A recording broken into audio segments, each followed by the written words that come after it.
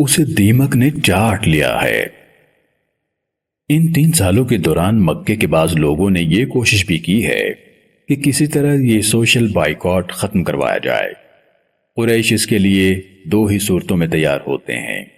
Number 1، محمد کو ہمارے حوالے کر دو، ہم اس کے ساتھ جو چاہے سلوک کریں، یا محمد نئے دین سے لا تعلقی اور آئندہ اس کی تبلیغ نہ کرنے کا اعلان کریں۔ یہ شرطیں نہ تو رسول اللہ کو منظور ہے نہ ہی بنی ہاشم کو۔ ان کے لیے تکلیفیں اٹھانا اس کام سے کہیں زیادہ آسان ہے۔ ہشام بن عمرو، یعنی وہی ہشام جو غلہ اونٹ پر لاد کر اسے شیب ابی طالب کی طرف آزاد چھوڑ دیا کرتا تھا، ایک دن زبیر بن ابو امیہ مخزومی کے پاس آیا ہے۔ یہ ان لوگوں میں سے ہے جو پہلے دن سے اس معاہدے کے خلاف ہیں۔ زبیر بن ابو امیہ رسول اللہ کی پھوپھی عاتکہ بنت عبد المطلب کا بیٹا ہے۔ ہشام نے زبیر سے کہا، کیا تم یہ برداشت کرتے ہو کہ ہمارے بچے تو خوب کھا پی کر سوئیں، ہم اپنی زندگی سکون سے گزاریں، جبکہ تمہارے ماموں اور ان کے بچے کھانے کے لیے ترسیں؟ کیا یہ کسی طرح بھی مناسب ہے؟ زبیر نے کہا، میں اکیلا اس معاملے میں کیا کر سکتا ہوں؟ اگر میرے ساتھ کوئی دوسرا ہو تو میں قریش کا لکھا ہوا معاہدہ پھاڑ ڈالوں۔ ہشام نے کہا، ایک اور آدمی تو موجود ہے۔ زبیر نے پوچھا، وہ کون ہے؟ ہشام نے کہا، وہ دوسرا آدمی میں ہوں۔ اس پر زبیر بن ابو امیہ نے کہا، تو پھر تیسرا تلاش کرو۔ ہشام اب مطعم بن عدی بن نوفل کے پاس ہے۔ ہشام نے رشتہ داری کا حوالہ دے کر مطعم کو ملامت کرنا شروع کر دیا ہے۔ مطعم بن عدی نے کہا ہے کہ میں اکیلا اس صورتحال میں کیا کر سکتا ہوں؟ ہشام نے کہا، ایک اور آدمی بھی موجود ہے جو اس صورتحال پر پریشان ہے۔ مطعم نے پوچھا، وہ کون ہے؟ ہشام نے کہا، وہ دوسرا شخص میں ہوں۔ مطعم بن عدی نے کہا، پھر تیسرا بھی تلاش کرو۔ ہشام نے کہا، میں تیسرا شخص بھی تلاش کر چکا ہوں۔ مطعم نے پوچھا، وہ کون ہے؟ ہشام نے بتایا، وہ زبیر بن ابو امیہ ہے۔ مطعم نے کہا، تو پھر چوتھا آدمی تلاش کرو۔ ہشام بن عمرو اب ابو البختری کے پاس آیا ہے اور اس سے بھی ایسی ہی گفتگو کی ہے جس طرح مطعم بن عدی سے کی۔ ابو البختری نے پوچھا، بھلا کوئی اور بھی اس رائے کا حامی ہے؟ ہشام نے کہا، زبیر بن ابو امیہ، مطعم بن عدی اور میں۔ اس نے کہا، پانچواں آدمی بھی ڈھونڈو۔ ہشام بن عمرو اب زمعہ بن اسود بن مطلب بن اسد کے پاس اس غرض سے آیا ہے، اسے بھی بنی ہاشم سے رشتہ داری یاد دلائی ہے اور اس ظلم کے خلاف قائل کیا ہے۔ زمعہ بن اسود کا بھی وہی سوال ہے کہ اس کا کوئی اور بھی حامی ہے؟ ہشام نے سب نام گنوائے ہیں۔ اگلے دن یہ سب مکے کے بالائی علاقے ہجون کے پاس جمع ہوئے ہیں اور آپس میں وعدہ کیا ہے کہ ہم اس ظلم کے خلاف قریش کا لکھا ہوا معاہدہ پھاڑ ڈالیں گے۔ زبیر بن ابو امیہ نے کہا ہے کہ اس کی ابتدا میں کروں گا، یعنی سب سے پہلے میں بولوں گا۔ ایک طرف یہ لوگ اگلے دن کے لیے منصوبہ بندی کر رہے ہیں تو دوسری طرف رسول اللہ ابی طالب سے کہہ رہے ہیں کہ چچا جان، جو معاہدہ قریش نے ہمارے خلاف لکھ کر کعبے میں لٹکایا تھا اس کو دیمک نے چاٹ لیا ہے، اس پر اللہ کے نام کے سوا اب کچھ باقی نہیں رہا۔ ابی طالب نے رسول اللہ سے کہا، بیٹا ہمارے پاس تو کوئی آتا جاتا نہیں ہے، یہ بات تمہیں کس نے بتائی ہے؟ رسول اللہ نے کہا، چچا مجھے یہ بات میرے اللہ نے بتائی ہے۔ ابی طالب مسکرائے، ایک لمحہ ضائع کیے بغیر کعبے کی طرف چل پڑے ہیں۔ انہوں نے کسی کو کعبے روانہ نہیں کیا کہ دیکھ کر آؤ کہ میرا بھتیجا محمد ٹھیک کہتا ہے یا نہیں۔ انہیں تو رسول اللہ کی بات پر اتنا ہی یقین ہے جتنا سورج کے نکلنے سے اجالا ہونے پر ہوتا ہے۔ ابی طالب پورے یقین اور اطمینان کے ساتھ کعبے کی طرف چلے جا رہے ہیں، چہرے پر سکون بھی ہے اور مسکراہٹ بھی موجود ہے، ایسے چل رہے ہیں جیسے کوئی لڑائی جیت کر جا رہا ہو۔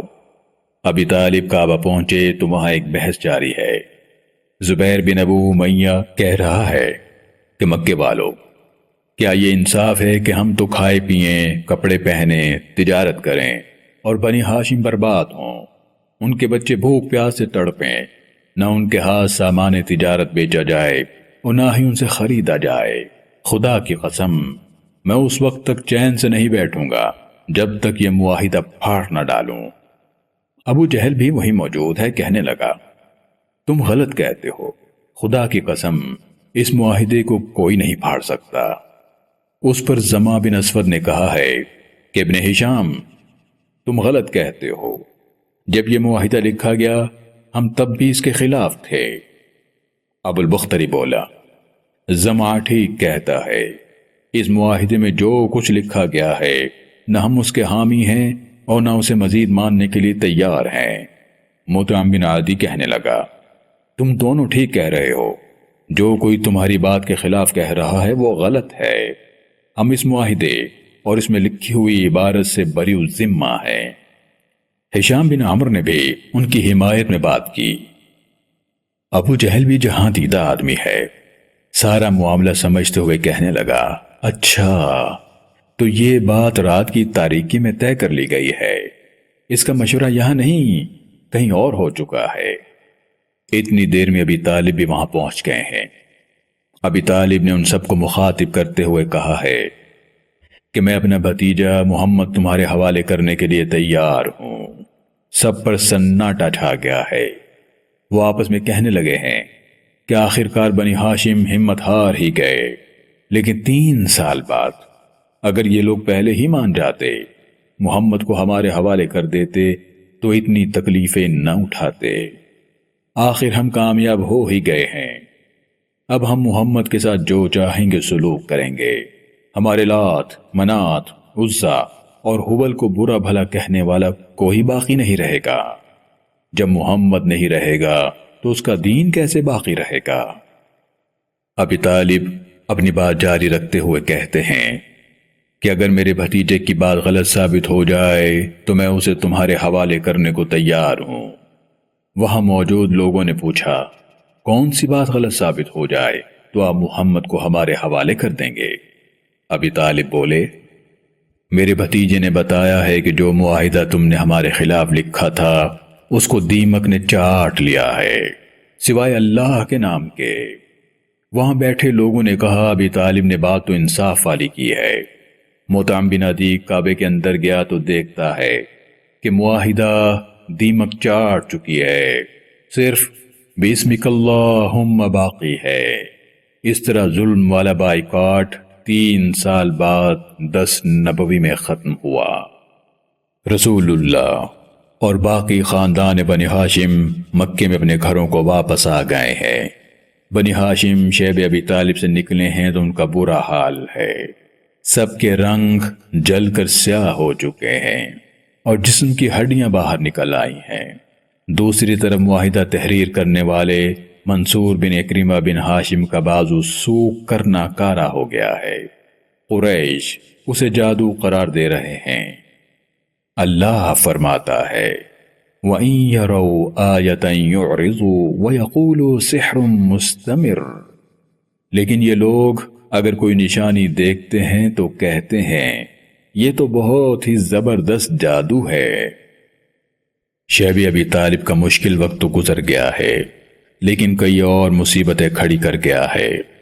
اس عرصے میں بنی ہاشم بیماری کی صورت میں دوا اور علاج سے بھی محروم رہے ہیں۔ رسول اللہ کا باپ جیسا چچا پچھلے 3 سال میں جس ہمت کا مظاہرہ کرتا رہا ہے، اس نے سارے قبیلے کو حوصلہ دیے رکھا۔ ابی طالب 85 برس کی عمر میں بھوک، پیاس، پریشانی، رسول اللہ کی حفاظت، چھوٹے بچوں کے لیے مشکل وقت سے لڑتے رہے ہیں۔ ہمت کا پہاڑ تو اس سب پر خوش ہے کہ میرا بھتیجا خیریت سے ہے۔ شیب ابی طالب سے واپس آ کر ابی طالب بیماری سے نہیں اٹھ سکے اور تقریباً 8 ماہ بعد شعبان سن 10 نبوی میں وفات پا گئے۔ ابی طالب کو مکے میں حجون میں دفن کیا گیا ہے۔ رسول اللہ اور چچا کا ساتھ 42 سال تک قائم رہا۔ رسول اللہ کا بچپن، جوانی، شادی، کاروبار، اعلان نبوت اور اس کے بعد قریش کی طرف سے برا سلوک، یہ سب ان دونوں نے ساتھ ہی دیکھا ہے۔ رسول اللہ نے ابی طالب کو کبھی باپ سے مختلف نہیں پایا۔ مشکل وقت میں رسول اللہ نے بھی بیٹوں کی طرح ابی طالب کی مدد کی اور ہمت بڑھائی۔ ابھی چچا کی وفات کو 10 روز ہی گزرے ہیں کہ رسول اللہ پر سب سے پہلے ایمان لانے والی سیدہ خدیجہ بھی اللہ کو پیاری ہو گئی ہیں۔ وہ خدیجہ جنہوں نے رسول اللہ کے لیے زندگی وقف کر دی۔ ان دو پیاری ہستیوں کی وفات کا رسول اللہ کو بہت صدمہ ہے۔ آپ نے اس سال کو عام الحزن یعنی غم کا سال قرار دیا ہے۔ سیدہ خدیجہ رسول اللہ پر اس وقت ایمان لائی جب دوسرے لوگوں نے انکار کیا، رسول اللہ کی اس وقت تصدیق کی جب دوسرے لوگوں نے جھٹلایا، رسول اللہ کو اس وقت حوصلہ دیا جب اللہ کے کلام کے جلال سے رسول اللہ گھبراہٹ کا شکار تھے، رسول اللہ کے اخلاق اور حسن سلوک کی گواہی دی اور زندگی بھر ان کا ساتھ نبھایا۔ جبرائیل امین ان کے لیے اللہ کا سلام لے کر حاضر ہوئے۔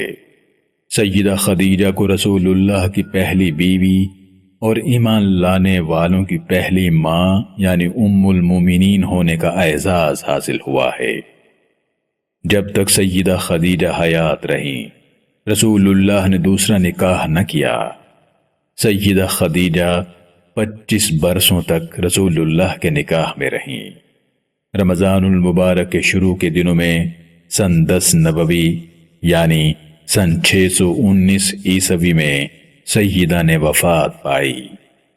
ابراہیم بن محمد سیدہ ماریہ قبطیہ سے پیدا ہوئے۔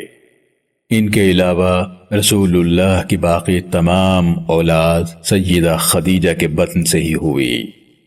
رسول اللہ خود قبر میں اترے اور اپنے ہاتھوں سے سیدہ خدیجہ کو قبر میں اتارا۔ آپ مقام حجون یعنی قبرستان جنت المعلی مکہ مکرمہ میں دفن کی گئیں۔ رسول اللہ نے کہا، مریم بنت عمران یعنی اللہ کے نبی عیسیٰ کی والدہ اور خدیجہ بنت خویلد اپنے اپنے زمانے کی بہترین عورتیں ہیں۔